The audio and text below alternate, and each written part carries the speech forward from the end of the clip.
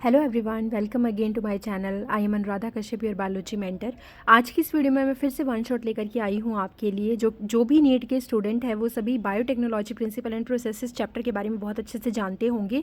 ये एक ऐसा चैप्टर है जो बहुत ज़्यादा क्वेश्चन भी आपके कवर करता है नीट के लिए, प्लस ये चैप्टर आपका थोड़ा सा मुश्किल भी आपके लिए हो सकता है। तो मैं पूरी कोशिश करूँगी कि आपको बहुत ही ईजी वे में ये चैप्टर समझा पाऊँ। एंड द सेकेंड थिंग, आपको इसके हैंड रिटन नोट्स जो है वो मेरे टेलीग्राम चैनल पर मिल जाएंगे।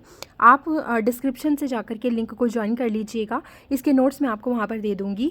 प्लस ये बहुत ही ऐसा चैप्टर है जिसमें ऐसी हर एक लाइन ऐसी है जहाँ से क्वेश्चन बन सकते हैं। तो प्लीज़ ध्यान से और आराम से मेरे साथ सुनिएगा। अगर स्पीड कम लगती है तो आप उस अकॉर्डिंग स्पीड इंक्रीज़ कर सकते हैं, बिकॉज मुझे सब बच्चों के अकॉर्डिंग समझाना होता है, तो मैं स्पीड उसी अकॉर्डिंग रखती हूँ। तो चलिए let's start with the topic, that is a biotechnology principle and processes. देखो, जब भी आप चैप्टर से रिलेटेड कुछ भी पढ़ रहे हो ना, तो आपको ये देखना है कि हम क्यों पढ़ रहे हैं। तो बेसिकली जब हम इस चैप्टर को पढ़ रहे होते हैं तो हमें ये पता है कि हम अपने प्रोडक्ट्स बनाने के लिए चैप्टर पढ़ते हैं। जैसे आपने नाम सुना होगा, आज के टाइम में इंसुलिन का नाम सुना होगा, है ना। उसके अलावा आपने देखा होगा ट्रांसजेनिक टोमेटो हम बोल देते हैं, या फिर हम बोल देते हैं ट्रांसजेनिक राइस, राइट। या फिर आपने देखा होगा ट्रांसजेनिक मंकी। ये जो चीज़ें मैं बोल रही हूँ ना, एक्चुअल में ये एप्लीकेशन है इस चैप्टर की। यानी कि अगर मैं इस चैप्टर को पढ़ा रही हूँ तो इसके जस्ट बाद वाला चैप्टर जो आपकी एनसीईआरटी में दिया गया है 12th वाले स्टूडेंट्स के लिए और नीट के लिए, तो वो पढ़ना भी आपके लिए इंपॉर्टेंट हो जाता है। तो पहले हम ये देखेंगे कि मुझे ट्रांसजेनिक एनिमल बनाने के लिए क्या क्या प्रोसेस करनी पड़ी, क्या क्या प्रिंसिपल मुझे फॉलो करने पड़े, तब जा कर के मैंने एक ट्रांसजेनिक एनिमल का फॉर्मेशन किया, राइट।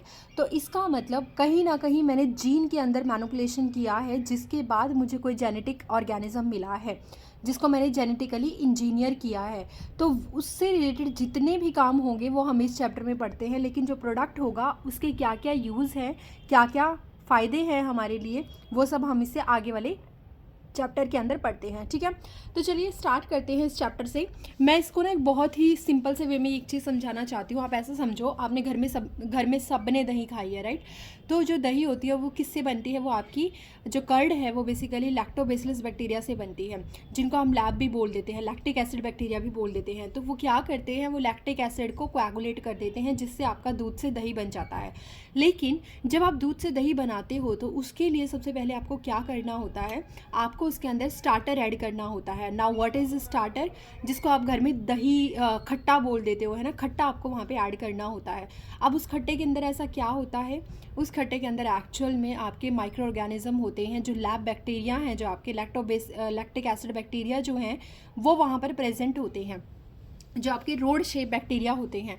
अब वो क्या करते हैं, वो दूध को दही में कन्वर्ट कर देते हैं। बट मुझे एक बात बताओ, जब आपने दूध को दही में कन्वर्ट किया तो क्या आपने पूरी रात जाग करके वेट किया था, या फिर आपने माइक्रो ऑर्गेनिज्म को चेंज किया था कि नहीं हम तो माइक्रो ऑर्गेनिज्म के डीएनए में चेंज करेंगे और तब जा कर के वो हमें दूध से दही देगा? नहीं, ऐसा तो नहीं था ना।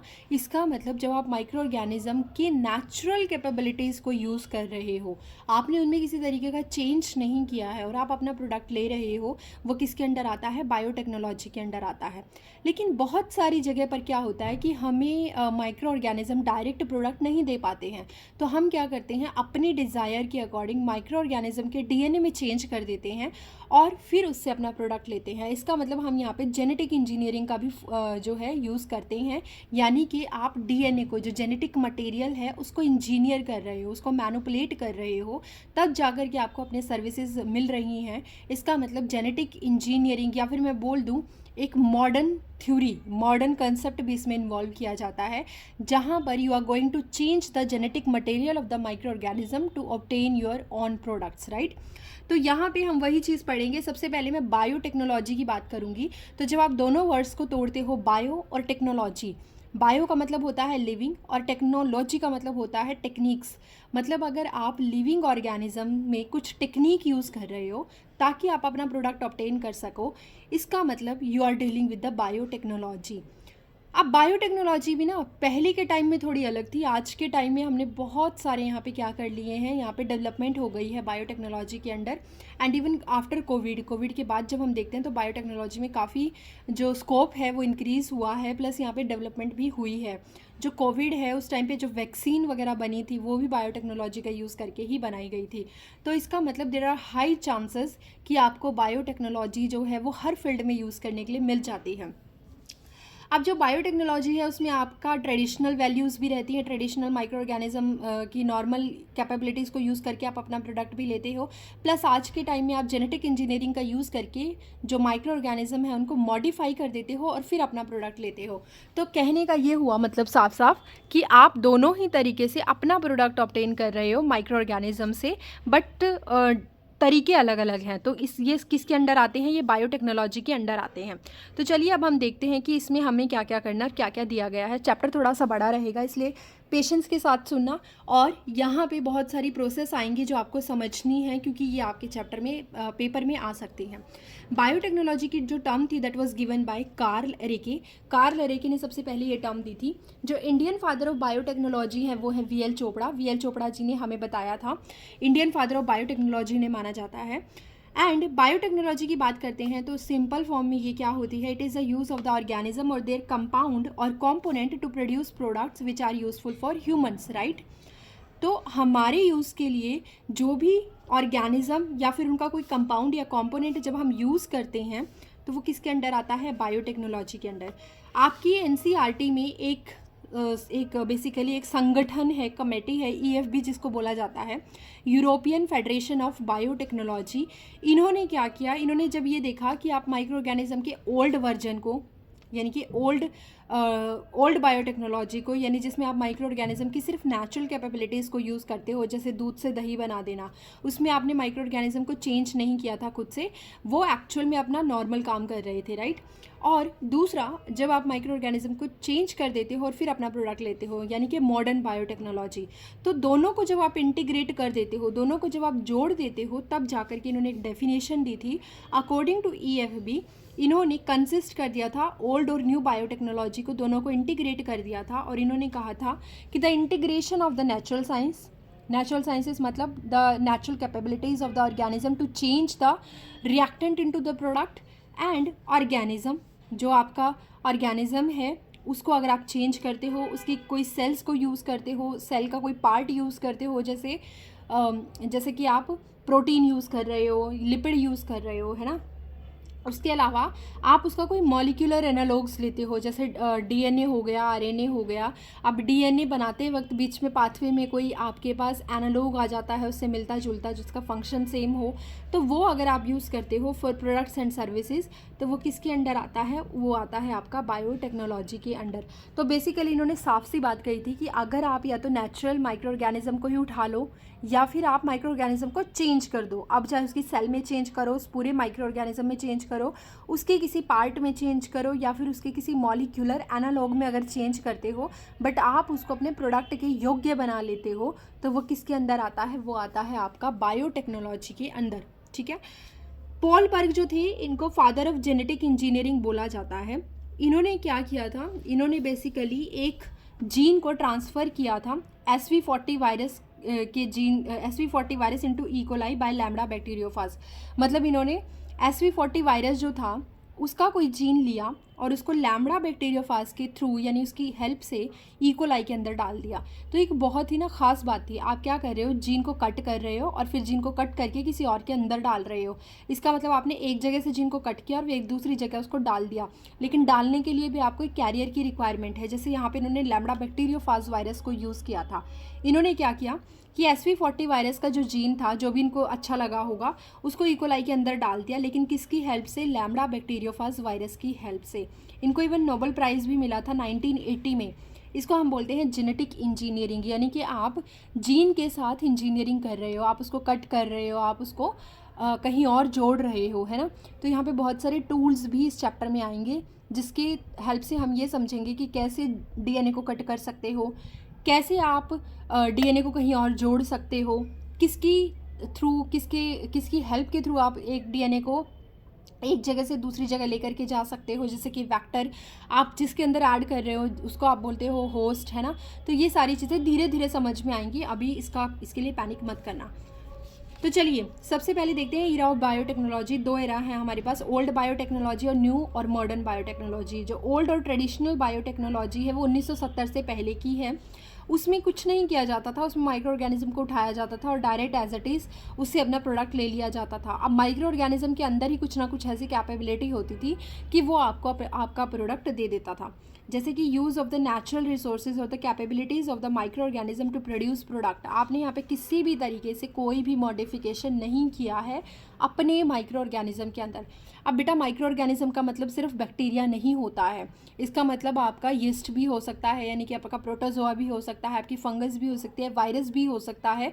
तो यहाँ पे ऐसे ऑर्गेनिज्म जो आपको दिखाई ना दे उनको हम बोल देते हैं माइक्रोब्स या फिर माइक्रो ऑर्गेनिज्म। ठीक है, जैसे कि एग्जाम्पल भी दिया गया है कि जब आप कर्ड बनाते हो, दूध से आप दही बनाते हो, तो आप सिर्फ स्टार्टर का यूज़ करते हो, जिसको हम इनोकुलम भी बोलते हैं, जिसको हम खट्टा भी बोलते हैं। तो वो डायरेक्ट आपका क्या कर देता है, दूध को दही में कन्वर्ट कर देता है। इसका मतलब यहाँ पर कुछ तो है उन बैक्टीरिया के पास, कुछ तो ऐसी नेचुरल कैपेबिलिटीज़ है जिसके थ्रू वो दूध को दही में कन्वर्ट कर देते हैं।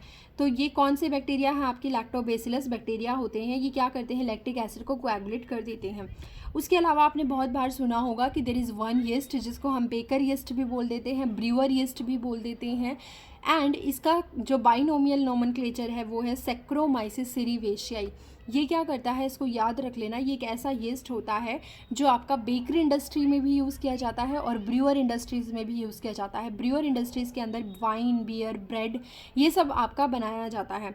ब्रूअर इंडस्ट्री के अंदर आप जितने भी लिक्वर होते हैं वो सारे बनाते हो, जैसे जितने भी अल्कोहलिक प्रोडक्ट्स होते हैं, वाइन हो गया, बियर हो गया, और बेकरी के अंदर आप ब्रेड जैसी चीज़ें बनाते हो। ठीक है, तो ये तो है ओल्ड या फिर traditional biotechnology. But what about the new और modern biotechnology, when you are going to modify the genetic material of any kind of microorganism to obtain your own products. साफ सी बात है, अभी तक आपने ओल्ड ट्रेडिशनल बायोटेक्नोलॉजी में microorganism के जीन के साथ खेल नहीं किया था, लेकिन यहाँ पर आप उसके जीन के साथ खेल करोगे। इसीलिए हम इसको जेनेटिक इंजीनियरिंग के अंदर मानते हैं कि आप जेनेटिक इंजीनियरिंग का यूज़ करके डीएनए को चेंज करो और अपना डिज़ायर्ड जीन वहाँ पे डालो ताकि आपको आपका प्रोडक्ट मिल सके।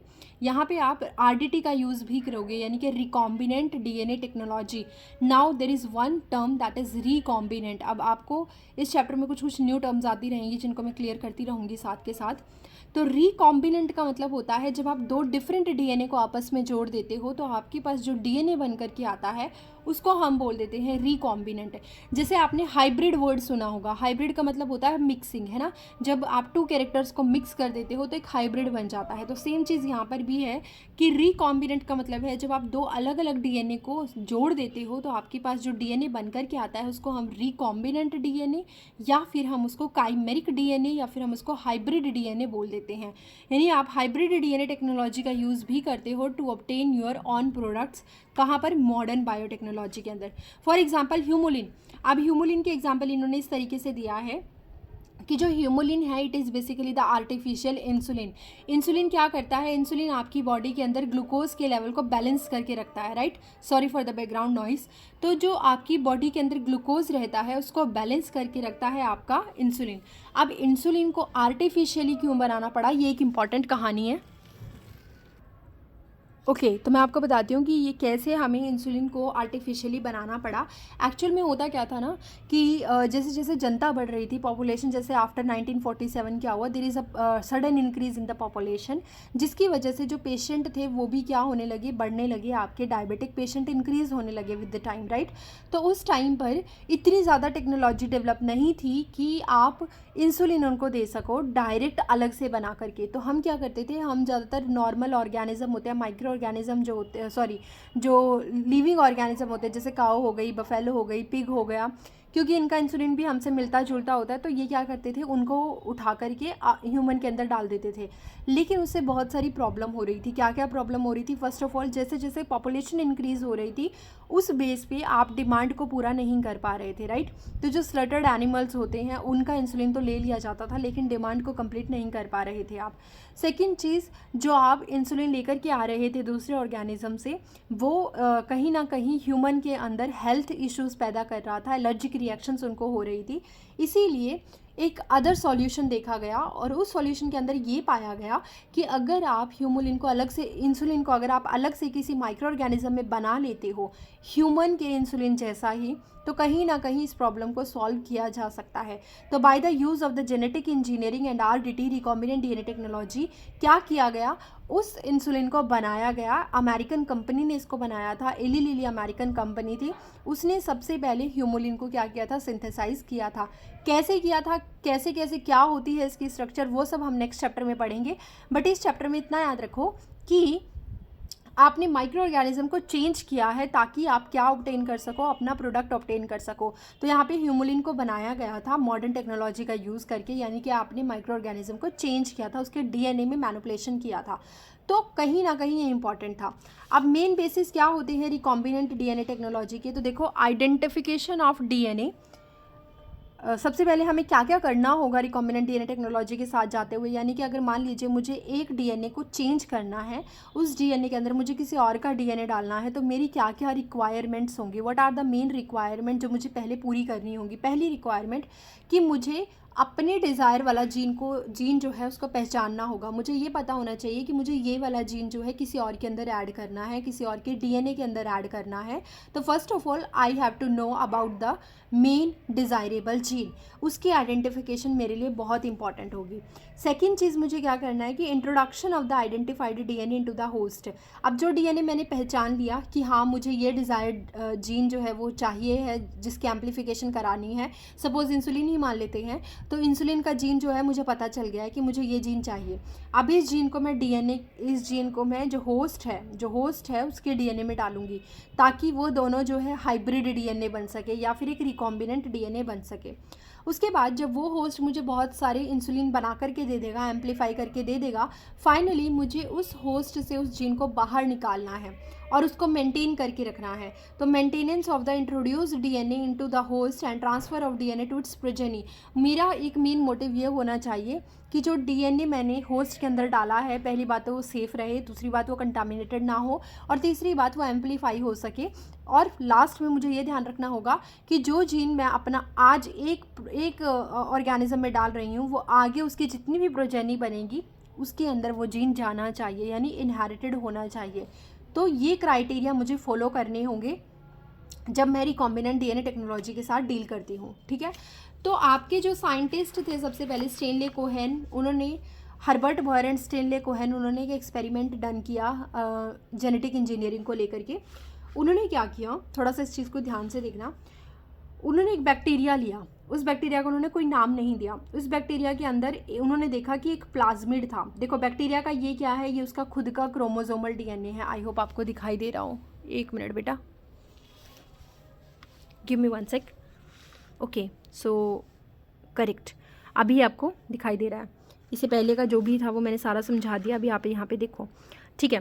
तो देखो सबसे पहले जो Herbert Boyer and Stanley Cohen जो थे, इन्होंने क्या किया, इन्होंने एक बैक्टीरिया लिया। अब इस बैक्टीरिया के अंदर इसका खुद का तो जो ब्लू में दिखा रखा है, it is the main chromosomal DNA of the bacteria, और उसके अलावा भी कुछ बैक्टीरिया के अंदर अलग से DNA होता है, डबल स्टैंडर्ड सर्कुलर DNA, जिसको हम बोलते हैं प्लाज्मिड, राइट। प्लाज्मिड जो होता है एक्चुअल में ये वाइटल जीन को कैरी नहीं करता, ये कुछ इंपॉर्टेंट जीन कैरी करता है, जैसे कि फर्टिलिटी प्लाज्मिड होता है जो फर्टिलाइजेशन के लिए इंपॉर्टेंट होता है ना, जो रिप्रोडक्शन के लिए इंपॉर्टेंट होता है।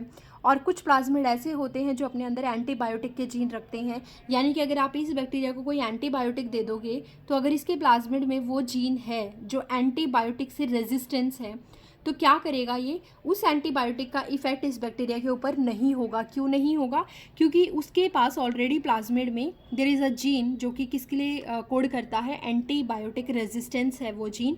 तो यहाँ पे वो अपना रेजिस्टेंस शो करेगा, और इस कंडीशन में बैक्टीरिया की डेथ उस एंटीबायोटिक से नहीं होगी जिसका रेजिस्टेंस जीन उसके पास होगा, ठीक है। अब आप क्या करो, उन्होंने क्या किया, तो उन्होंने एक बैक्टीरिया के प्लाज्मिड से ही एंटीबायोटिक रेजिस्टेंस जीन को बाहर निकाल लिया।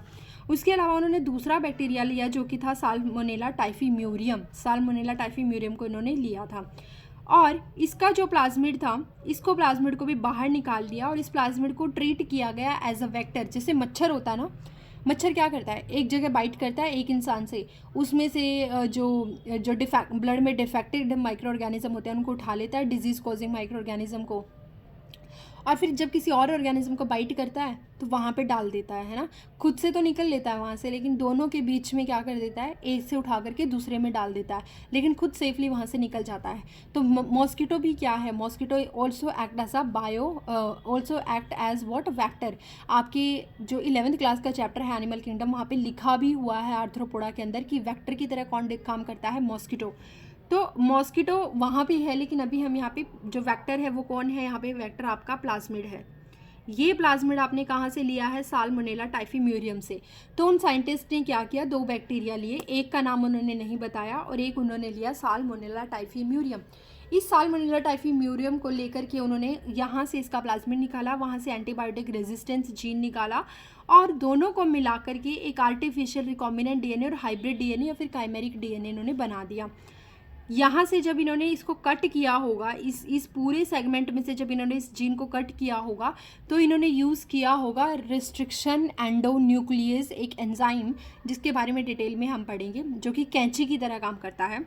उसने सीज़र के थ्रू यहाँ से इसको क्या कर दिया, सीज़र की तरह वो काम करता था, तो उसने इसको क्या कर दिया, कट कर दिया। अब ये एंटीबायोटिक रेजिस्टेंस जीन है और साल्मोनेला टाइफीम्यूरियम जो है इससे इन्होंने वेक्टर निकाल लिया है, इनको आपस में जोड़ दिया तो एक आर्टिफिशियल रिकॉम्बिनेंट डीएनए और हाइब्रिड डीएनए और काइमेरिक डीएनए उन्होंने बना लिया है। जोड़ा कैसे होगा, इसको इसके अंदर जोड़ने के लिए इन्होंने एक एंजाइम का यूज़ किया जिसको हम बोलते हैं डीएनए लाइगेज। ठीक है, जब आप आरएनए के अंदर जोड़ते हो तो आरएनए लाइगेज यूज़ करते हो, जब आप डीएनए के अंदर जोड़ते हो जीन को तो आप डीएनए लाइगेज यूज़ करते हो। फाइनली इन्होंने इस पूरे के पूरे प्लाज्मिड को उठा करके किसके अंदर डाल दिया, एक नॉर्मल इकोलाई के अंदर डाल दिया। याद रखिएगा, एक ऐसा इकोलाई था जिसके पास कोई प्लाज्मिड नहीं था, उसके अंदर इन्होंने डाला। ये इकोलाई का मेन जीनोम है, ये इसका क्रोमोसोमल डीएनए है, लेकिन इसके पास कोई भी प्लाज्मिड नहीं है। तो इसने प्लाज्मिड कौन सा ले लिया है, ये वाला प्लाज्मिड उठा करके कहाँ चला गया है, आपके इकोलाई के अंदर इन्होंने डाल दिया है। अब क्योंकि ये नॉर्मल इकोलाई था और इसके पास कोई एंटीबायोटिक रेजिस्टेंस जीन नहीं था, तो अगर हम कोई भी एंटीबायोटिक इसको दे देते थे तो ये मर जाता था, इसकी डेथ हो जाती थी। लेकिन जब इसके पास ये वाला डीएनए चला गया, ये वाला आर्टिफिशियल रिकॉम्बिनेंट डीएनए चला गया, तो अब ऐसी कंडीशन में जो एंटीबायोटिक का जीन, जो एंटीबायोटिक रेजिस्टेंस जीन इसके पास गया, अब जब इसको वो वाला एंटीबायोटिक दिया गया तो इसकी डेथ नहीं हुई। आपने कभी देखा होगा ना कि जब आपको फीवर होता है तो बहुत सारी एंटीबायोटिक आपको दे दी जाती हैं, लेकिन उसके बाद भी कुछ लोगों का जो फीवर है वो नहीं उतरता। क्यों? क्योंकि जो बैक्टीरिया जिसकी वजह से आपको फीवर हुआ है, जो पैथोजन आपके फीवर कोजिंग हैं, उन पैथोजन के पास ऑलरेडी ऐसा एंटीबायोटिक रेजिस्टेंस जीन होता है जिसकी वजह से वो क्या करते हैं, रेजिस्टेंस डेवलप कर लेते हैं और आपको दवाई, आपके ऊपर दवाई का कोई इफेक्ट नहीं आता है। लेकिन कई बार आप दवाई लेते ही ठीक भी हो जाते हो। क्यों? क्योंकि उन बैक्टीरिया या माइक्रो ऑर्गेनिज्म के पास वो जो जीन है, रेजिस्टेंस वाला जीन, वो नहीं होता, जिसकी वजह से उनकी तुरंत डेथ हो जाती है जब उनको कोई दवाई दी जाती है या कोई एंटीबायोटिक दी जाती है। तो नाउ फाइनली उन्होंने देखा कि ये अब जेनेटिकली मॉडिफाइड हो गया था इकोलाई, इसको जेनेटिकली चेंज कर दिया गया था। Now it is known as GMO, genetically modified organism. और अब इसके पास एक कैपेबिलिटी थी, now have antibiotic resistance gene. तो अगर आप अब इसको एंटीबायोटिक देते हो तो इसकी डेथ नहीं होगी, क्योंकि इसके पास एक रेजिस्टेंस है फॉर दैट पर्टिकुलर एंटीबायोटिक। ठीक है, तो ये उन्होंने एक पूरा मेथड करके देखा था। अब दिमाग में क्वेश्चन आया कि उन्होंने साल्मोनेला टाइफीम्यूरियम को ही क्यों लिया था, कोई और बैक्टीरिया यहाँ पे क्यों नहीं लिया प्लाज्मिड के लिए। तो एक्चुअल में उन्होंने देखा था कि जो बैक्टीरिया है Salmonella typhimurium, it is closely related with the E coli. तो बेसिकली इनका नेबर वाला रिलेशन है इकोलाई का और साल्मोनेला टाइफीम्यूरियम का, तो इसीलिए उन्होंने 2 बैक्टीरिया चूज़ किए थे। कंक्लूज़न क्या निकला उनका? कंक्लूज़न ये था कि Stanley Cohen and Herbert Boyer ने प्रोड्यूस कर दिया था फर्स्ट रिकॉम्बिनेंट डीएनए इन 1972। अगर ये ना होते तो हमें आरडीए के बारे में पता ही ना होता, आरडीटी हम जानते ही नहीं। क्यों? क्योंकि इनका एक मेजर रोल रहा है। इनको ये पता चल गया था कि आप कैसे किसी चीज़ को कट करोगे, कैसे डीएनए को कट करना है, कैसे डीएनए को जोड़ना है, कैसे रिकॉम्बिनेंट डीएनए बनाना है।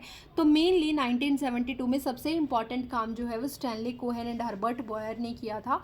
एनसीईआरटी में इस यूनिट से रिलेटेड पहला पेज जो दिया गया है साइंटिस्ट का, वहाँ पर इन दोनों के बारे में दे रखा है, तो प्लीज़ आप एक बार जा कर के ज़रूर पढ़िएगा। ठीक है, तो ये तो जो था, ये जितना भी मैंने बताया ये बहुत ही बेसिक था जो आपको जानना चाहिए। अब हम देखते हैं कि स्टेप क्या क्या हो सकते हैं बायोटेक्नोलॉजी में। देखो यहाँ पे ना बहुत सारी चीज़ें ऐसी हैं जो आपको समझ में नहीं आएंगी, तो मैं क्या करती हूँ, एक आपको लैब के अंदर लेके चलते हैं, लैब के अंदर जा के काम करेंगे तो शायद आपको कुछ कुछ चीज़ें समझ में आने लगें कि क्या हो रहा है। This page is more than sufficient. जिन बच्चों को ये पेज समझ में आ गया उनको पूरी बायोटेक्नोलॉजी समझ में आ गई है, बस इतना याद रखना। अब मैं धीरे धीरे सारी चीज़ें समझाऊंगी, आप बस मेरे साथ बने रहिए। देखो, जब हम चैप्टर की बात करते हैं बायोटेक्नोलॉजी प्रिंसिपल एंड प्रोसेसेस, तो मैंने शुरू में ही कहा आप लैब के अंदर घुस जाओ, आप चले जाओ लैब के अंदर, मतलब आप अपने आप को इमेजिन कर लो that you are in the lab, right. और आप एक टेस्ट ट्यूब लेकर के खड़े हो। अब उस टेस्ट ट्यूब में आपको क्या क्या करना है, आप एक साइंटिफिक अप्रोच लेकर के वहाँ पर गए हो और आपको देखना है कि क्या क्या होने वाला है।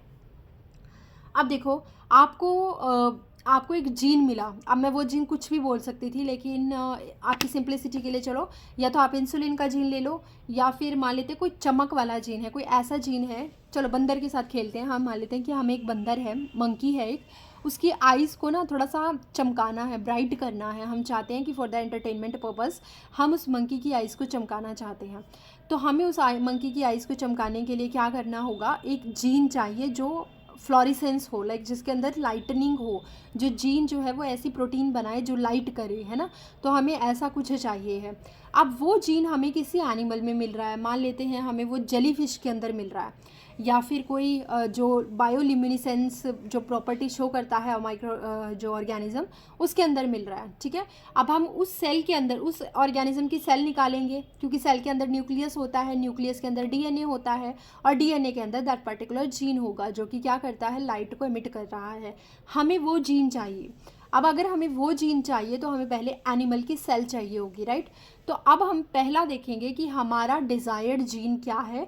क्या वो कोई प्लांट से रिलेटेड है, प्लांट का कोई जीन है जो हमें चाहिए, क्या कोई फंगस से है वो जीन, क्या कोई एनिमल से है वो जीन, या फिर कोई बैक्टीरिया से है वो जीन। तो सबसे पहले अगर वो चारों में से किसी से भी है तो हमें पहले उसकी सेल को लेकर के आना होगा। तो हम उसकी सेल को लेकर के आए सैंपल में, ठीक है। अब उस सेल को मैंने रख दिया एक टेस्ट ट्यूब के अंदर। अब ये सारी सेल्स वहाँ पे रखी हुई हैं, लेकिन अब मैं सेल का क्या करूँ, मुझे तो डीएनए चाहिए ना। तो अगर मुझे डीएनए पे काम करना है तो बेटा मुझे न्यूक्लियस तक जाना होगा।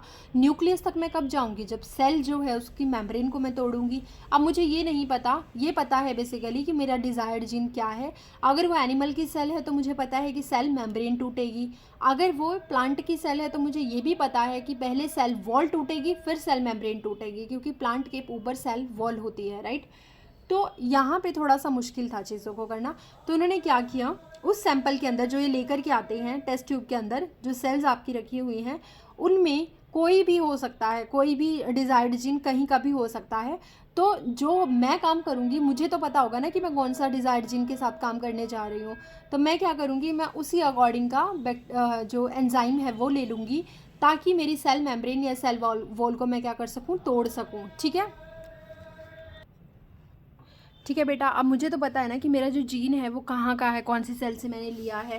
तो पहली चीज़ तो मुझे इस चैप्टर में 3 ही चीज़ों के साथ डील करना है। पहला तो एक जीन, जो डिज़ायर्ड जीन होना चाहिए, और दूसरा चीज़ उस डिज़ायर्ड जीन को मेरे होस्ट तक ले जाने वाला वेक्टर।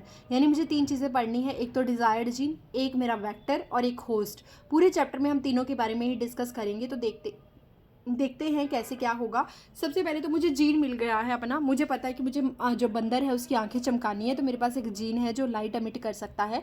लेकिन वो जीन कहाँ पे है, वो एक ऐसे ऑर्गेनिज्म के अंदर है जो कि जिसकी सेल मुझे निकाल करके लानी पड़ेगी, ताकि मैं उसके न्यूक्लियस से डीएनए निकाल सकूँ, राइट। अब मैंने क्या किया, पहले मुझे एक टेस्ट ट्यूब के अंदर मैंने उस ऑर्गेनिज्म की सेल्स को कैरी कर लिया, सेल्स में लेकर के आ गई हूँ। अब वो सेल्स अगर एक एनिमल की हैं तो मैं कौन सा एंजाइम यूज़ करूँगी, लाइसोजाइम। लाइसोजाइम क्या करेगा, उस एनिमल की जो सेल है उसके सेल मेम्ब्रेन को तोड़ देगा। अगर आपने बैक्टीरिया से कोई जीन लिया है तो भी आप लाइसोजाइम ही यूज़ करोगे। बट अगर आपने कोई फंगस से अपना डिज़ायर्ड जीन लिया है तो आप कौन सा एंजाइम यूज़ करोगे, काइटिनेज, क्योंकि फंगस की जो सेल मेम्ब्रेन या सेल वॉल होती है वो काइटिन की बनी हुई होती है। तो आप किसके साथ जाओगे, काइटिनेज के साथ। बट अगर आपने प्लांट की सेल वॉल को यू वांट टू ब्रेक, तो उस कंडीशन में आपको सेलुलेज एंजाइम को यूज़ करना होगा, क्योंकि वो सेल्यूलोज की बनी हुई होती है। बट अगर आप प्लांट और फंगल सेल वॉल ले रहे हो तो आप पैक्टिनेज भी यूज़ कर सकते हो, क्योंकि वो पैक्टिन की बनी हुई है। तो आपको ये देखना है कि आपने सेल कौन सी ली है। जो सेल आप उठाओगे जिसके अंदर आपका डिज़ायर्ड जीन है, याद रखना, ध्यान रखना कि उसके ऊपर सेल वॉल है या सेल मेम्ब्रेन है। सेल वॉल है तो आप उसी अकॉर्डिंग एंजाइम यूज़ करोगे, सेल मेम्ब्रेन है तो आप लाइसोजाइम यूज़ करोगे to break the cell membrane, right. अब आपने सेल को क्या कर दिया है, तोड़ दिया। इसी सस्पेंशन के अंदर, ये सस्पेंशन है पूरा, इस सस्पेंशन के अंदर आपने क्या किया है, सेल ब्रेकिंग एंजाइम भी डाल दिए, जो कि डिपेंड करता है आपकी चॉइस के ऊपर। आपने डालने के बाद देखा कि वो सारे सेल के जो जितने भी अंदर के कंपोनेंट थे वो सारे बाहर आ गए हैं। उनको हम बोलते हैं मैक्रोमोलिक्यूल। क्या क्या हो सकते हैं मैक्रोमोलिक्यूल? आपका आरएनए हो सकता है, आपका डीएनए हो सकता है, आपका प्रोटीन हो सकता है, लिपिड हो सकता है, कार्बोहाइड्रेट हो सकता है। तो there are kind of 5 macromolecule, right, except lipid. Actually lipid is not the strictly bio macromolecule, जो कि हम पढ़ते हैं बायोमोलिक्यूल चैप्टर के अंदर। तो यहाँ पे बहुत सारे कंपोनेंट है। अब हमें तो देखो बेटा, हमें तो किसी फालतू चीज़ की ज़रूरत नहीं है। मैं क्यों आरएनए को रखूँगी जब मेरे पास आरएनए के अंदर मेरा डिज़ायर्ड जीन नहीं है? मैं क्यों प्रोटीन को रखूँगी जब मुझे प्रोटीन से कुछ लेना देना नहीं है? कार्बोहाइड्रेट को रखने का कोई मतलब नहीं बनता, लिपिड को रखने का कोई मतलब नहीं बनता। हाँ, डीएनए को रखने का मतलब बनता है, क्योंकि उस पूरे डीएनए के अंदर कहीं ना कहीं वो जीन है जो आपकी आइज़ को चमका सकता है। तो मुझे that particular gene is required, right. तो इसीलिए मेरे पास जो बिग डीएनए है उसमें से जो सेगमेंट है विच कोडिंग फॉर द लाइट के लिए जो कोड कर रहा है, मुझे क्या करना है, उसको पिक करना है, राइट। तो उस जीन को संभालने के लिए सबसे पहले तो मुझे पूरा डीएनए संभालना पड़ेगा। तो मैं पूरे डीएनए को नहीं तोड़ूंगी।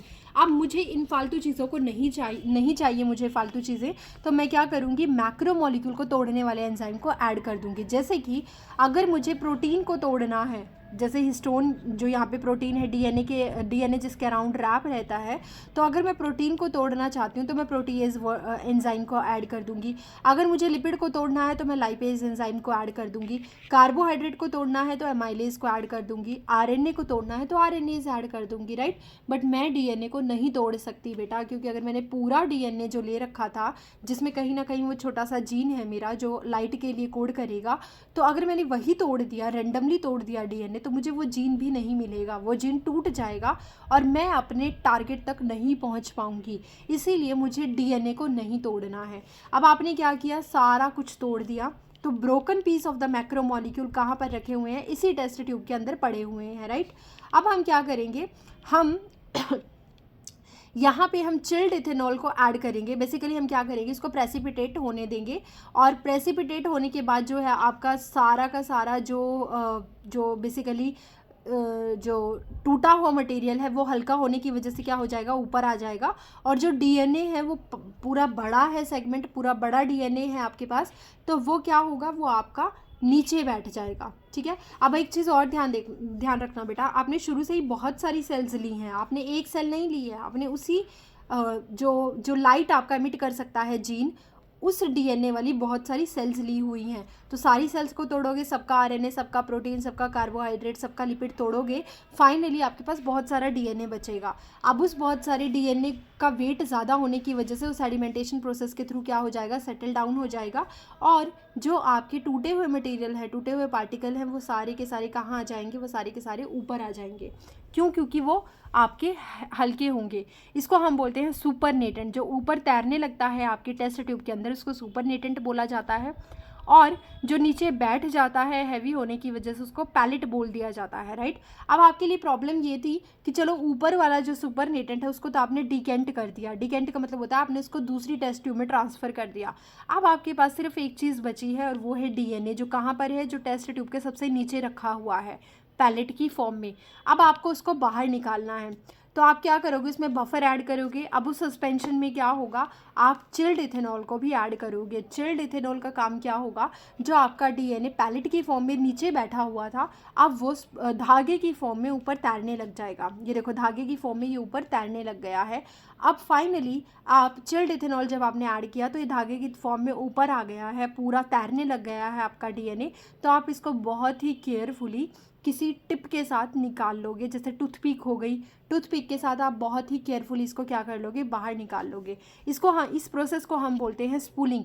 स्पूलिंग आपका एनसीईआरटी में एक डायग्राम भी दे रखा है। आपका जो बहुत ही विस्कस सी फॉर्म रहेगी, ट्रांसल्यूसेंट सी फॉर्म रहेगी डीएनए की, उसके थ्रू आप डीएनए को धीरे धीरे बाहर निकालोगे उस टूथपिक की हेल्प से, जिस प्रोसेस को हम क्या बोलते हैं, स्पूलिंग बोला जाता है। After adding the chilled ethanol into the suspension, जैसे ही सस्पेंशन में आपने चिल्ड इथेनॉल ऐड किया, आपका जो डीएनए नीचे बैठा हुआ था वो डीएनए ऊपर उठ गया और उस डीएनए को आपने फाइनली निकाल लिया। इस प्रोसेस को हम बोल देते हैं स्पूलिंग। ठीक है, ध्यान रखना डीएनए आपका इंटेक्ट होना चाहिए, डीएनए नहीं टूटना चाहिए। अगर डीएनए टूट गया रैंडमली तो आपको अपना जीन नहीं मिलेगा। तो यहाँ तक का स्टेप आपके लिए बहुत इंपॉर्टेंट था। चिल्ड इथेनॉल के अलावा आप सोडियम एसीटेट भी यूज़ कर सकते हो, but in your NCERT only chilled ethanol is given. And ये क्वेश्चन कई बार पूछा जा चुका है नीट में कि चिल्ड इथेनॉल से जब आप डीएनए को निकालते हो तो that process is known as spooling. Clear. अब आपने डीएनए को अपना निकाल लिया, now you have your own DNA. अब उस पूरे डीएनए में 5 प्राइम से 3 प्राइम पे डबल स्ट्रैंडेड डीएनए के अंदर कहीं ना कहीं आपका जीन बचा हुआ है, कहीं ना कहीं आपका जीन छुपा हुआ है, बट यू डोंट नो, आप नहीं जानते वो कहाँ पे छुपा हुआ है। अब नेक्स्ट प्रोसेस की तरफ हम चलेंगे। हमने क्या किया, हमने स्पूलिंग ऑफ डीएनए कर लिया, अब डीएनए निकल के आ गया है। ठीक है, अब आप अपने माइंड में एक इमेजिनेशन करो कि आपके पास एक बहुत बड़ा डीएनए है, सपोज इतना बड़ा डीएनए है, और उसमें एक छोटा सा सेगमेंट है मेरा जीन का जो लाइट के लिए कोड करने वाला है। मुझे इतना डीएनए भी नहीं चाहिए, इतना भी नहीं चाहिए, मुझे सिर्फ वो जीन चाहिए। ठीक है, अब उस डीएनए को तोड़ने के लिए मैं अलग अलग एंजाइम का यूज़ कर सकती हूँ। मैं एक बड़ी कैटेगरी के एंजाइम को उठाऊंगी जिसको बोला जाता है न्यूक्लियस। न्यूक्लियस एक बड़ी एंजाइम की कैटेगरी है जिसमें दो आपके पास, न्यूक्लियस बेसिकली एक क्लास है एंजाइम की जिसके अंदर कुछ कैटेगरीज आती हैं, जैसे एंडोन्यूक्लियस और एक्सोन्यूक्लियस। पूरा डीएनए जो है, अगर उस डीएनए को मुझे एजिस से कट करना है, साइड से कट करना है, आउटर साइड से कट करना है, तो मैं यूज़ करूँगी एक्सोन्यूक्लियस। ठीक है, बट अगर मुझे अपने डीएनए को अंदर से कट करना है, मिडल से कट करना है, तो मैं यूज़ करूँगी endonuclease. Endo codes for inner side and exo codes for outer side. तो अगर आप एक्सोन्यूक्लियस यूज़ करते हो तो you are going to cut the DNA from the outer side, but if you want to cut your DNA from the inside then you have to use your endonuclease. Endonuclease वो enzyme होगा जो आपको centre से cut लगा करके देगा। ठीक है, अब एंडोन्यूक्लियस भी ना बेटा ऐसा होता है कि एंडोन्यूक्लियस आपके कट तो लगा देंगे मिडल में, लेकिन वो रेंडमली कट लगा सकते हैं। तो इस चीज़ को देखने के लिए एक बहुत ही बढ़िया डिस्कवरी की गई जिसको हम बोलते हैं रिस्ट्रिक्शन एंडोन्यूक्लियस।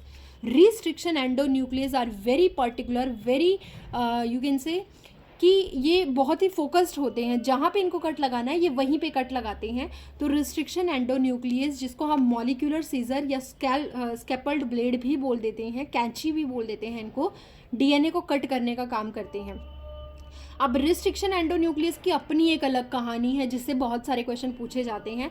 बस आप इतना याद रखना कि आपको पूरा डीएनए नहीं चाहिए था, you want just your own DNA, on desired gene. आपको सिर्फ अपना एक सेगमेंट चाहिए था उस पूरे डीएनए का जो कोड करता है फॉर लाइट, राइट।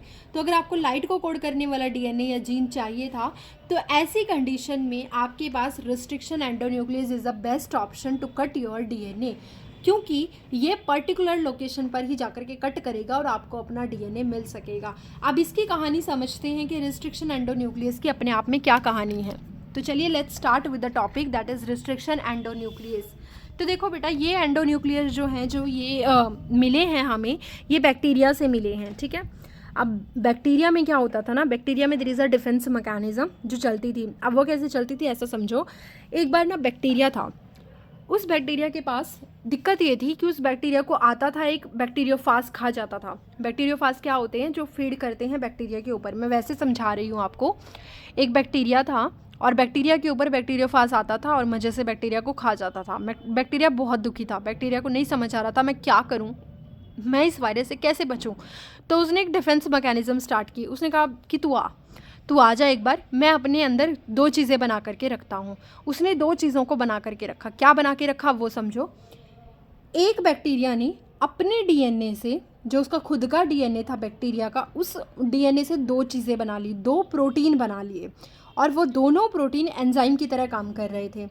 उनमें से उसने एक प्रोटीन तो बनाया या एक एंजाइम तो बनाया मिथाइलेज, ठीक है, मिथाइलेज, और दूसरा एंजाइम उसने बनाया रिस्ट्रिक्शन एंडोन्यूक्लियस। समझ में आया? कुछ नहीं था, बैक्टीरिया दुखी था, एक बैक्टीरियोफाज आता था जो उसको हमेशा खा जाता था। बैक्टीरिया उससे बहुत दुखी था। बैक्टीरिया ने अपनी एक डिफेंस मैकेनिज्म स्टार्ट की। बैक्टीरिया ने कहा बेटा तू आ, मैं तेरे को खा जाऊँ, मैं अब तेरे को ख़त्म करूँगा, लेकिन मेरे पास एक टेक्निक है उस चीज़ के लिए। मैं अपनी बॉडी के अंदर अपने ही डीएनए का यूज़ करके दो एंजाइम बनाऊंगा। एक एंजाइम में बनाऊंगा मिथाइलेज और एक एंजाइम में बनाऊंगा रिस्ट्रिक्शन एंडोन्यूक्लियस। लेकिन इसका काम क्या है, कैसे है? तो देखो, मिथाइलेज का काम क्या होता था। मिथाइलेज ने एक बढ़िया काम किया। मिथाइलेज ने जो बैक्टीरिया जिसने मिथाइलेज को बनाया था, मिथाइलेज को जिसने बनाया था बैक्टीरिया ने, उसी बैक्टीरिया के मेन डीएनए के ऊपर जा कर के उस मिथाइलेज ने मिथाइल ग्रुप ऐड कर दिया। ठीक है, बात समझ में आई? जो मेन बैक्टीरिया जो आपका था जिसने आपके मिथाइलेज और रिस्ट्रिक्शन एंडोन्यूक्लियस को बनाया था, उसने ही जो मिथाइलेज एंजाइम उसने बनाया, उस मिथाइलेज एंजाइम ने काम किया। उसने क्या किया, उसने उसी बैक्टीरिया के मेन डीएनए के ऊपर जाकर के मिथाइल ग्रुप को ऐड कर दिया। क्यों किया ये भी समझेंगे। दूसरा, जो रिस्ट्रिक्शन एंडोन्यूक्लियस था, उसका काम होता था कि जो भी डीएनए मिलेगा उसको वो कट कर देगा उसको। ठीक है, यानी कि उसको जो भी डीएनए मिलेगा वो उसको चॉप कर देगा, जैसे कि वो सब्जी को काटते हैं वैसे वो उसको चॉप कर देगा पूरे डीएनए को। तो अब इस कंडीशन में मिथाइलेज का क्या फ़ायदा हुआ और रिस्ट्रिक्शन एंडोन्यूक्लियस का क्या फ़ायदा हुआ? तो देखो बेटा, मिथाइलेज जो था ना, उसने मिथाइल ग्रुप ऐड किया था बैक्टीरिया के मेन डीएनए के ऊपर, और जो रिस्ट्रिक्शन एंडोन्यूक्लियस था वो किसी भी डीएनए को कट कर सकता था। रिस्ट्रिक्शन एंडोन्यूक्लियस की कमी थी कि वो उस डीएनए को कट नहीं कर पाता था जिसके ऊपर मिथाइल ग्रुप ऐड होता था। तो इसका मतलब जिस बैक्टीरिया ने मिथाइल ग्रुप को मिथाइलेज को बनाया और मिथाइलेज ने मिथाइल ग्रुप ऐड कर दिया उसके मेन डीएनए के ऊपर, तो अगर वो मिथाइल ग्रुप ऐड ना करता उसके मेन डीएनए के ऊपर, तो रिस्ट्रिक्शन एंडोन्यूक्लियस तो अपने ही डीएनए को कट कर देता है ना। तो ये दिक्कत हो सकती थी किसके लिए, बैक्टीरिया के लिए। तो उसने क्या कहा, उसने क्या किया, उसने पहले तो अपने डीएनए को प्रोटेक्ट कर लिया by adding the methyl group on the DNA, and second चीज़ उसने रिस्ट्रिक्शन एंडोन्यूक्लियस को संभाल के रख लिया।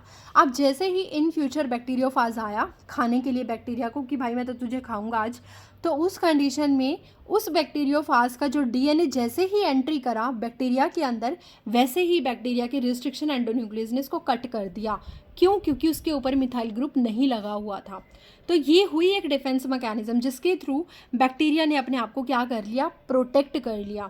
अब वो काम जो है रिस्ट्रिक्शन एंडोन्यूक्लियस कैसे करता है उसके बारे में थोड़ा डिटेल में समझेंगे, लेकिन एक बात याद रखना कि आज तक जितने भी हमें रिस्ट्रिक्शन एंडोन्यूक्लियस मिले हैं वो सारे के सारे बैक्टीरिया से मिले हैं। किसी भी यूकैरियोट से हमें रिस्ट्रिक्शन एंडोन्यूक्लियस नहीं मिला है, सारे के सारे प्रोकैरियोट से मिले हैं। टिल नाउ हमें 900 रिस्ट्रिक्शन एंडोन्यूक्लियस मिल चुके हैं from the 230 strain of the bacteria.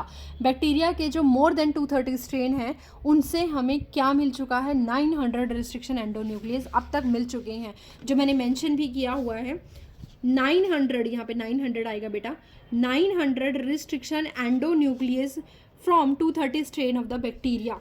अब यहाँ पे यही चीज़ थी, मैंने कहा था ना, आपने डीएनए तो निकाल लिया, पूरा डीएनए ले लिया, अब आप उसको ब्रेक करना चाहते हो। आप क्यों ब्रेक करना चाहते हो? क्योंकि आपके पूरे डीएनए का क्या फ़ायदा है, पूरे डीएनए में से तो एक सिंगल जीन चाहिए ना आपको जो कोड कर सके लाइट के लिए, तो हमें तो बेटा वही जीन चाहिए, तो आपको साइड वाले जीन तो हटाने पड़ेंगे, सब हटाना पड़ेगा।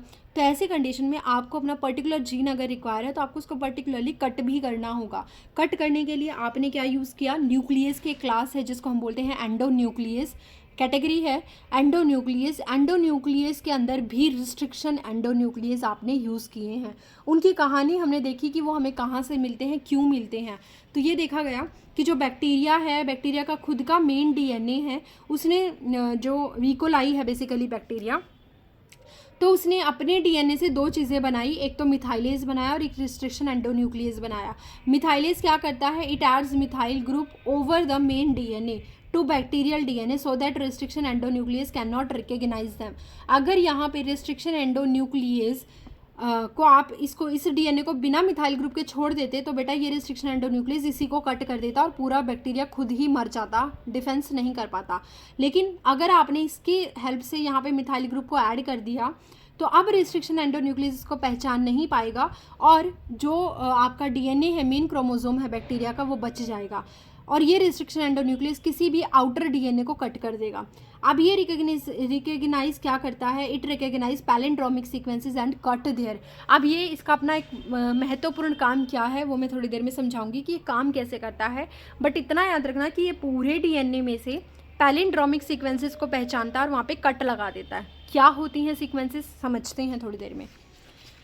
तो ये जो पूरी डिस्कवरी थी ना, ये 1963 में देखी गई थी। तो 1963 में फ्रॉम द इकोलाई के ऊपर ही देखा गया था सब कुछ। आर्बर स्मिथ और नेथन ने जो है बेसिकली इनको नोबेल प्राइज़ दिया गया था इस चीज़ के लिए कि उन्होंने ये सब डिस्कवरी वगैरह की है। नोबेल प्राइज़ इनको दिया गया था 1978 में और इन्होंने फर्स्ट टाइम ही आइसोलेट किया था इकोलाई से 1963 में। उसके बाद 1972 में अगर आपको याद हो, Herbert Boyer and Stanley Cohen ने अपना एक्सपेरिमेंट भी किया था जो मैंने थोड़ी देर पहले बताया।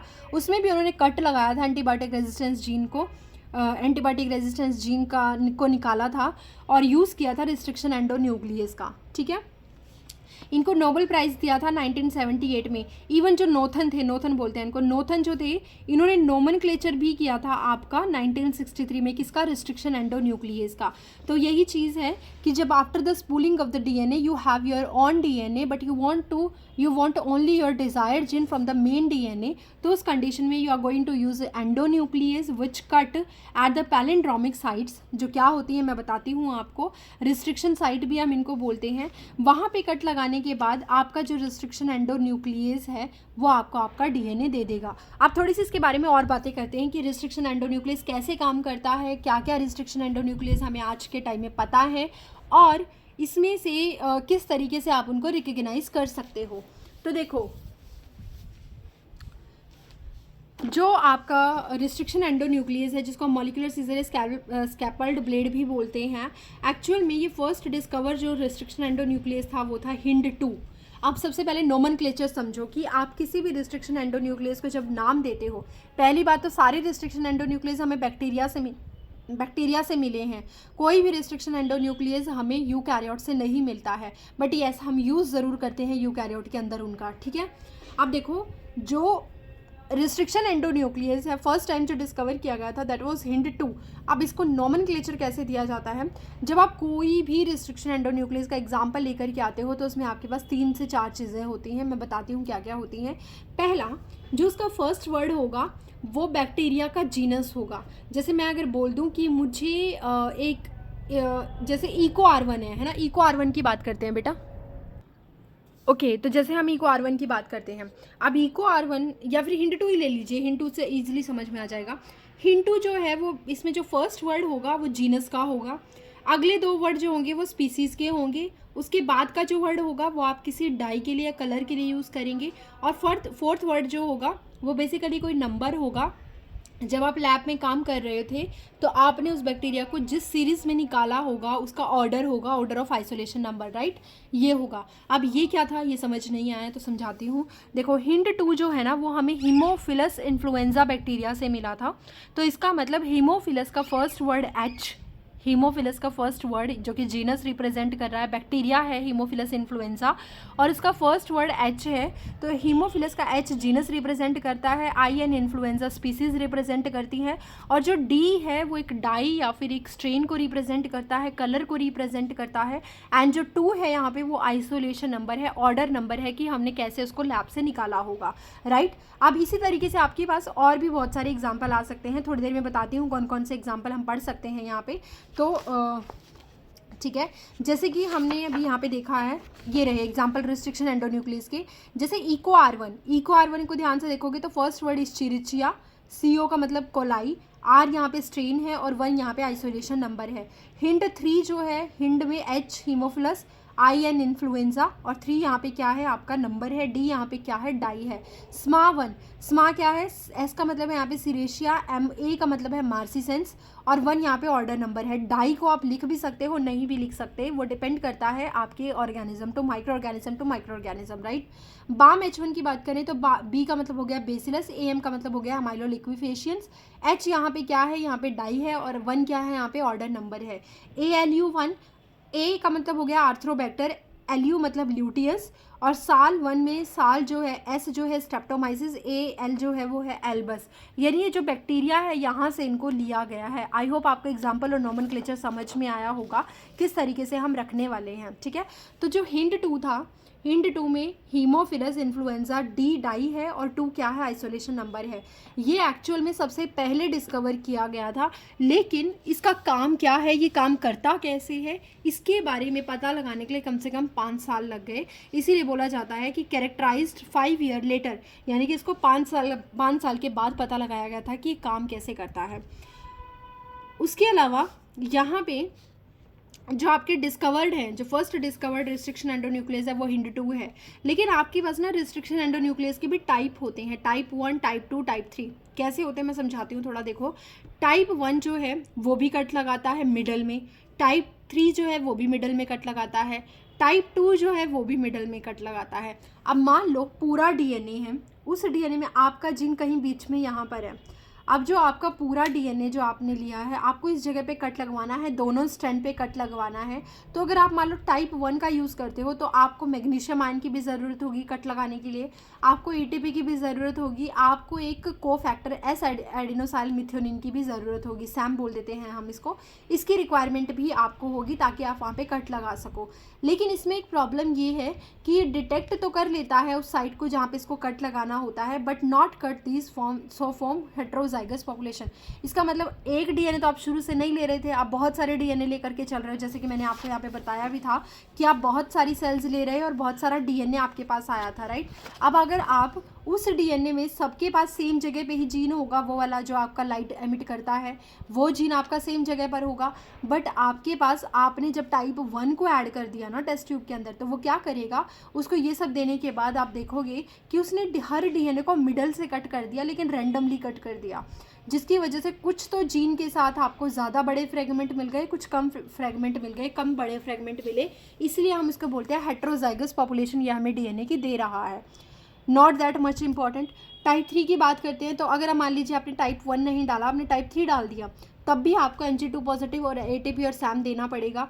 लेकिन ये भी क्या करता है, ये डिटेक्ट तो कर लेता है रिस्ट्रिक्शन एंडोन्यूक्लियोसाइड को, बट नॉट कर this, so form homozygous population.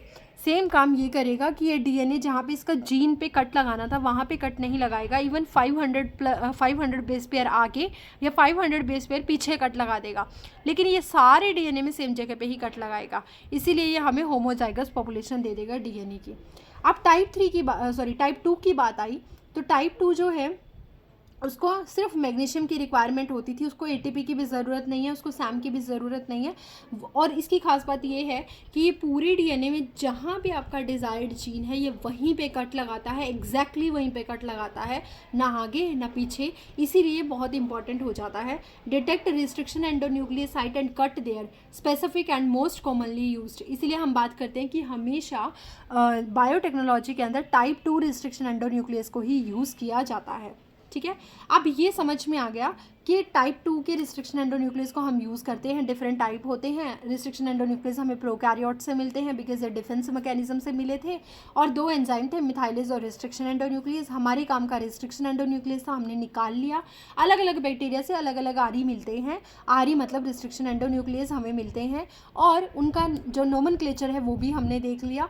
First restriction endonuclease हमारा हिंड 2 था, जो कि 5 साल बाद इसके काम का पता लगाया गया। लेकिन काम करता कैसे है, अब मेन चीज़ आती है कि करता कैसे है। जैसे कि समझ लो, इस चीज़ को ऐसे समझना, जैसे सपोज है ये पूरा डीएनए है मेरे पास, लेकिन मैं सिर्फ इस वाइट वाले पार्ट को जीन की तरह ट्रीट कर रही हूँ, राइट। मुझे ये पता है कि मुझे ये जीन लेना है। अब इस जीन में इसको कंसिडर कर लेते हैं कि आगे भी डीएनए है, तो इस जीन में इस तरीके से क्या है, ये पूरा एक स्ट्रैंड है ना, और इसके नीचे भी एक और स्ट्रैंड होगा इसी तरीके से। तो ये पूरा एक जीन बनेगा, ऊपर वाला स्ट्रैंड और नीचे वाला स्ट्रैंड, पूरा एक जीन बनेगा। ये कैप वाला एरिया मैं जीन की तरह ट्रीट कर रही हूँ। अब होगा क्या, डीएनए जो रिस्ट्रिक्शन एंडोन्यूक्लियस है वो इस डीएनए के, अब आपको ये बात तो पता होगी ना कि डीएनए जो है वो न्यूक्लियोटाइड से मिलके बनता है। न्यूक्लियोटाइड 3 चीज़ों का होता है, एक तो नाइट्रोजनस बेस का जिसमें एडेनिन, ग्वानिन, साइटोसिन और थायमिन रहते हैं, और आपके पास एक शुगर रहती है डीऑक्सीराइबोज शुगर, और एक आपके पास फॉस्फेट लिंकेज रहती है, राइट। तो ये जो चेन बनी है ये पूरा डीएनए का एक स्ट्रैंड बनता है, उसमें एक sugar phosphate sugar phosphate sugar phosphate इस तरीके से लगे होते हैं, और एक डीएनए और दूसरे डीएनए के बीच में हाइड्रोजन बॉन्डिंग होती है जो नाइट्रोजनस बेस के साथ होती है ना। तो अब मान लो अगर किसी भी बैक्टीरिया को ब्रेक करना है, ठीक है, मान लो अब अगर किसी भी बैक्टीरिया को इस डीएनए को कट करना है तो वो कहाँ पर कट लगाएगा, वो शुगर और फॉस्फेट की बैकबोन के अंदर ही कट लगाएगा ना। वो नाइट्रोजनस बेस और हाइड्रोजन बॉन्डिंग के बीच में कट लगाने का तो कोई मतलब नहीं बनता, तो वो क्या करेगा, इनके बीच में कट लगाएगा, यानी इस बैकबोन पे कट लगाएगा, इस बैकबोन पे कट लगाएगा। अब हुआ क्या, हमें रिस्ट्रिक्शन एंड ये पूरा डीएनए है, दोनों स्ट्रैंड है, और ये मेरा जीन है। अब मुझे जीन को यहाँ से भी कट लगवाना है, मुझे जीन को यहाँ से भी कट लगवाना है, तो मैं क्या करूँगी, मैं अपना रिस्ट्रिक्शन एंडोन्यूक्लियस जो मुझे रिक्वायर्ड है, जैसे मान लो मैंने इको R1 दे दिया, मैंने इको R1 दिया, और वो क्या करेगा, इसके ऊपर घूमता हुआ आ रहा है इस तरीके से, वो पूरे डीएनए को क्या कर रहा है, स्कैन कर रहा है। अब उस जो रिस्ट्रिक्शन एंडोन्यूक्लियस है ना आपका इको R1, उसकी एक पर्टिकुलर साइट है, मतलब कि उसकी एक सीक्वेंस है, अगर उसको वो सीक्वेंस इस पूरे डीएनए में मिल गई जीन के आसपास, तो ये वो यहाँ से उसको कट कर देगा।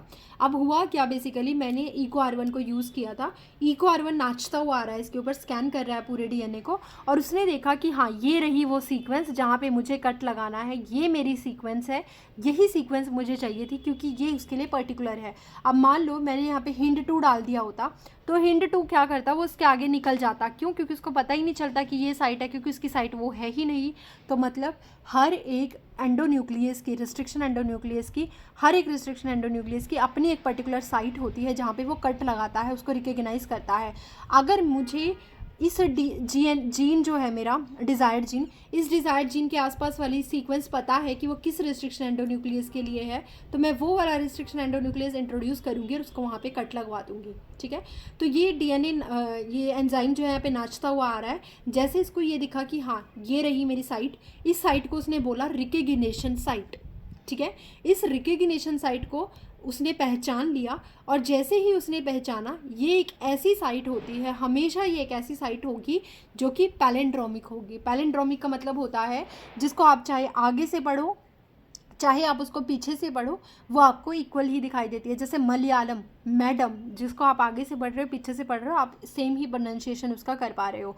तो वो सीक्वेंस होती है, इस स्टैंड पे जो होगी उसकी जस्ट अपोजिट इस स्टैंड पर होगी।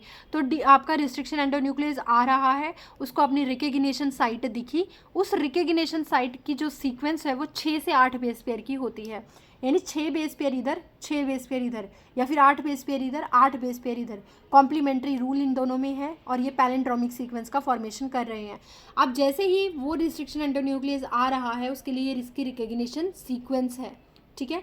इस रिकग्निशन सीक्वेंस में भी वो एक पर्टिकुलर जगह पे कट लगाएगा, या तो हो सकता है पहले और दूसरे बेस पेयर के बीच में, या फिर दूसरे तीसरे बेस पेयर के बीच में, ठीक है। इसको हम बोलते हैं रिस्ट्रिक्शन साइट, ठीक है बेटा। तो आपको ये चीज़ समझ में आ गई होगी कि इस पूरे में जब एंजाइम आ रहा था तो उसने अपनी एक रिकग्निशन सीक्वेंस पहचान ली, और वो किसी बेस पेयर के बीच में उसकी रिस्ट्रिक्शन साइट उसको मिल जाएगी और वो वहाँ पे कट लगा देगा। अब वो हो सकता है कट आपका स्टिकी एंड से या फिर आपका ब्लंट एंड से, वो डिपेंड करता है कैसा एंजाइम है। जैसे यहाँ पे देखते हैं एक बार कि एक सीक्वेंस ये वाली थी जिसको हम बोलते हैं GAATTC, और इसका कॉम्प्लीमेंट्री है, जब उल्टा पढ़ोगे GAATTC, यानी एक पैलिंड्रोमिक सीक्वेंस है, और इसको सिर्फ इको R1 ही पहचान सकता है। तो जैसे ही इको R1 आपके डीएनए पे आ रहा था, ये आपका पूरा डीएनए था डबल स्टैंडर्ड, इको R1 इसके ऊपर आया और उसने देखा कि यहाँ पे उसकी रिकग्निशन सीक्वेंस है GAATTC, याद रखना इसको, इंपॉर्टेंट है, कई बार नीट में पूछी जा चुकी है। इसके ऊपर आया तो उसने इस रिकग्निशन सीक्वेंस को देखा, देखते ही उसको पता चल गया कि ये मेरी ही रिकग्निशन सीक्वेंस है।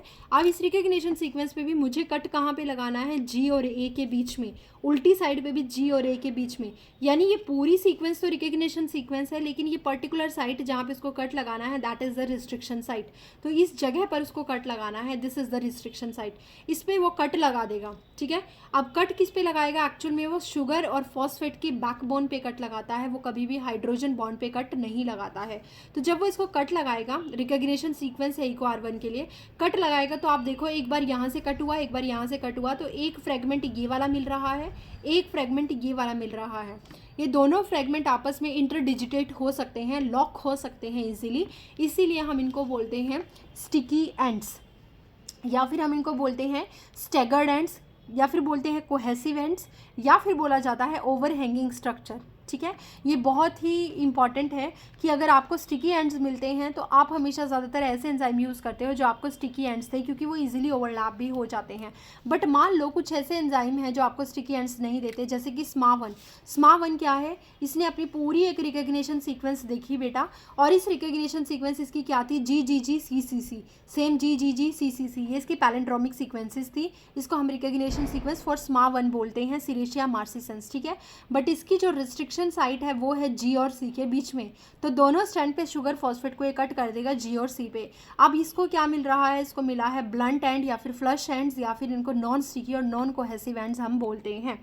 तो आई होप ये समझ में आया होगा कि आपको जो रिस्ट्रिक्शन एंडोन्यूक्लियस है वो काम कैसे करते हैं, और आपको ब्लंट एंड्स और स्टिकी एंड्स देते हैं शुगर फॉस्फेट बैकबोन को कट करके after recognising the sequence and they cut at the restriction site, वहाँ पे वो कट लगा देते हैं। फाइनली आपको अपना पर्टिकुलर जीन जो है, जो डिज़ायर्ड जीन है, वो आपको मिल गया है। तो that is very important to know कि आपको अपना पर्टिकुलर जो डिज़ायर्ड जीन था वो अब मिल चुका है। अब उस डिज़ायर्ड जीन को आप ऐड कर दोगे एक टेस्ट ट्यूब में, बट उससे पहले भी मैं आपको एक चीज़ बताऊंगी कि वो डिज़ायर्ड जीन अभी आपके पास टेस्ट ट्यूब के अंदर ही है। तो उस डिज़ायर्ड जीन में बेटा आपको एक चीज़ याद रखना कि जब आपने ये एंजाइम ऐड किए होंगे तो डिज़ायर्ड जीन आपको पूरे सेगमेंट में से पहचानना पड़ेगा। ऐसा नहीं होता कि हर रिस्ट्रिक्शन एंडोन्यूक्लियस काम कर जाए या हर रिस्ट्रिक्शन एंडोन्यूक्लियस अपना प्रॉपर काम करे, राइट। तो कई बार क्या होता है कि उस टेस्ट ट्यूब में हमें कुछ तो डिज़ायर्ड जीन मिल जाते हैं और कुछ डीएनए को गलत सलत काट दिया जाता है, जिसकी वजह से बड़े फ्रेगमेंट मिल जाते हैं। बट सब कुछ उसी टेस्ट ट्यूब में है तो हमें नहीं समझ आता कि हमारा डिज़ायर्ड जीन आखिरकार कौन सा है। तो उसको सेपरेट करने के लिए, अपने डिज़ायर्ड जीन को रिमूव करने के लिए हम एक टेक्निक फॉलो करते हैं जिसको बोला जाता है एगारोज जेल इलेक्ट्रोफोरेसिस। वैसे तो मेरे चैनल पर अलग से भी एगारोज जेल इलेक्ट्रोफोरेसिस के बारे में डिस्कस किया गया है, बट मैं यहाँ पे भी आपको समझाऊंगी। तो इससे रिलेटेड जितना भी रहेगा वो मैं आपको नेक्स्ट वीडियो में समझाऊंगी। आज के लिए आई थिंक इतना बहुत रहेगा। आप एक बार इस चीज़ को ज़रूर पढ़ना। Restriction endonuclease is a very hot topic for NEET, तो ये बहुत इंपॉर्टेंट है, आप इसको ज़रूर पढ़ना। एक चीज़ और मैं बताती हूँ कि जो आपका HIND2 था, इसकी जो रिकग्निशन सीक्वेंस थी वो थी GTTAAC और GTTAAC, है ना, ये याद रख सकते हो। तो ये इंपॉर्टेंट है, ये रिकग्नाइज करता है 6 बेस पेयर के सीक्वेंस को। आपको जो याद रखनी है वो इको R1 की याद होनी चाहिए, GAATTC। ठीक है, it is very important to remember, क्योंकि ये कई बार नीट में पूछी जा चुकी है। तो चलिए मैं आपको नेक्स्ट वीडियो में एगारोज जेल इलेक्ट्रोफोरेसिस से आगे का काम करवाती हूँ। देखते हैं कितना रहेगा, कैसे रहेगा, because this chapter is very big chapter and अगर आपको ये पूरा चार्ट समझ में आ गया तो बहुत सारी चीज़ें आपकी ऑलमोस्ट क्लियर हो जाएंगी। मैं लास्ट में एक बार रिव्यू भी दे दूँगी इसका फटाफट से। तो अभी यहीं पे होल्ड करते हैं, नेक्स्ट वीडियो में मिलते हैं। थैंक यू, बने रहिए प्लीज़, और लिंक को ज्वाइन कर लीजिएगा जो मैं डिस्क्रिप्शन में दूँगी।